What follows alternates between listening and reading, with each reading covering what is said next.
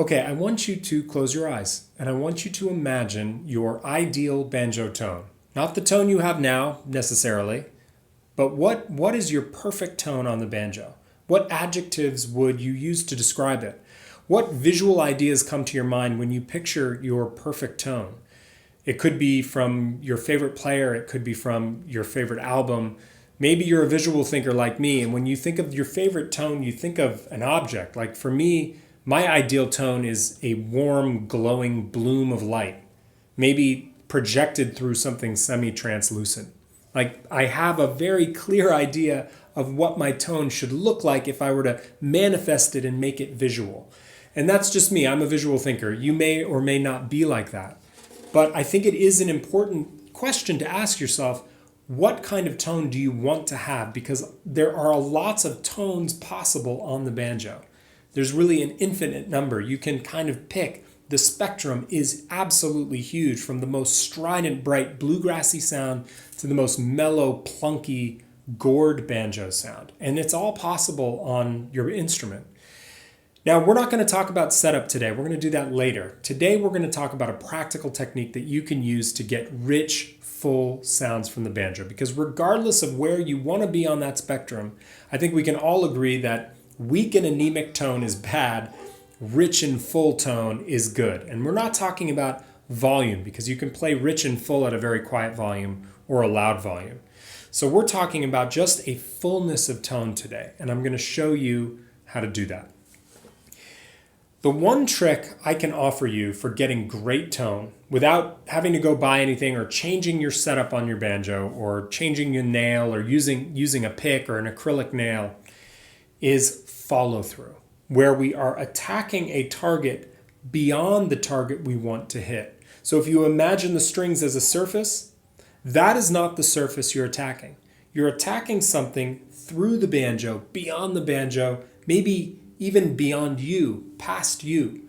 I'm a drummer, so I tend to do this a lot when I'm playing. I imagine a target, not on the surface of the drumhead, but through the drumhead, and that inevitably helps me extract the most tone from the instrument.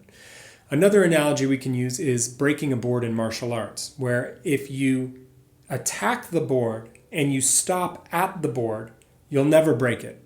But if you imagine a target beyond the board and push through the board to get to that target and send your energy through the board to that imaginary target, you can break the board with ease. The same idea applies to the banjo strings. We are attacking a target that is beyond just the surface of the string. And I'm going to demonstrate this for you. So I'm going to just rattle off a series of double thumbs. Now, returning to the beginning, I think, is always useful. You've got to go back to the roots of your technique to really get details sorted out. You're at a point now, if you've been following along with Banjo Blitz, where you can go back to the beginning and maybe get something new out of it. And that's what I'm hoping with this lesson, is that you can focus now on double thumbing, not on the timing right now, but in getting the most tone out of the instrument. Okay, so let me show you how this is going to work.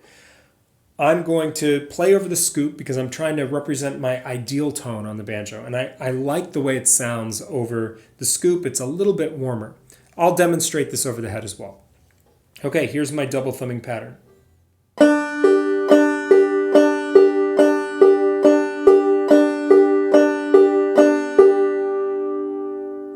Now I'm going to demonstrate this side on so you can see my hand go past the scoop.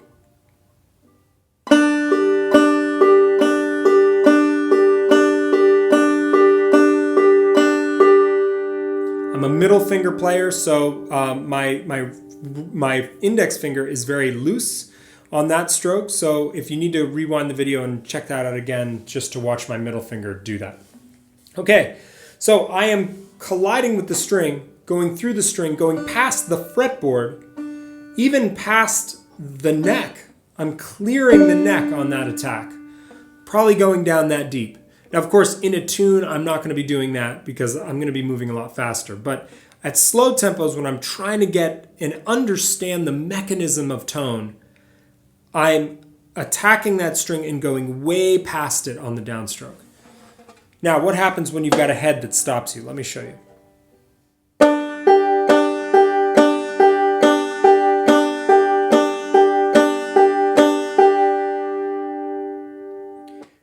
colliding with the string on the downstroke, passing the string with force still in my hand, and I am impacting the head.